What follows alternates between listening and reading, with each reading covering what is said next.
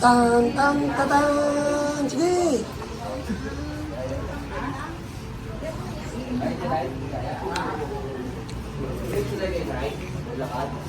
Sige, ito pa isa. Oh, yung ka. Balik po. Ayoko ka na, kuya. Mamaya, tutuloy dyan para kang sundalo mamaya.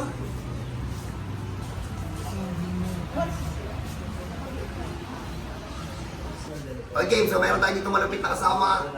Kuban ng dinala, lakad namin na untog naman. So yung paano siya nauntog, huwag na natin ikwento, pero alam niya lahat na nakasama niya dito. So, dinala sa amin ng pakuba. Ilang araw ko na gano'n? Bali, one night. One night, tapos sa maghapon. Maghapon, halos di na makagalaw, di na makatayo. Ilang beses na niya sa yan? Yun lang, congress pa. Pero yung spot na yun, laging sumasakit yun, no? Hmm. Sabi niya, lumang pili. Matagal na sumasakit yung spot na yun. Matagal, nararamdaman ko dahil, pero nung gabi, talagang pagtayo ko, wala na. Andi Pero na yung spot na yun, inayos ko para maibalik.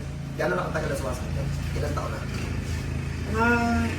Ito lang last year na. Mukha mo, matigas na yun eh. Tansya ko ano, may 10 years na eh.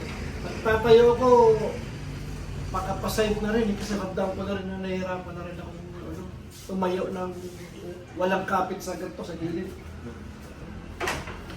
Okay, ito naman yung kaya namin ilawak. Doon na tayo sa balikan. So, dinala sa amin ng upa. Ito naman po yung kaya namin ng mga. Yes!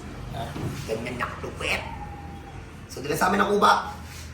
Matagal na yung pilay, matagal na yun. Matagal na yun. Kahit naman si Kuya, ramdam niya yun na matagal na yun. Tigas Matagal eh, na. no? May ilang Naramdaman ko taon na na. rin, naramdaman ko na rin talaga. May 5 years na. Siguro, 5 years siguro, palalaman siguro. Pero, ang tagal ko nung gusto pumunta rito, nasa kabila pa kayo eh.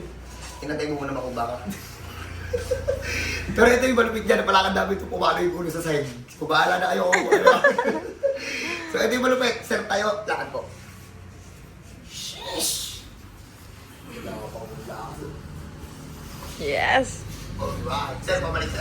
Magugulat siguro yung mga bahay mo niyan. Pakita ka nila ganun yung lakad mo. Daling araw bumalis eh. Kasi lahat ng kamag-anak mo nakita ang ganun yung lakad. Yo.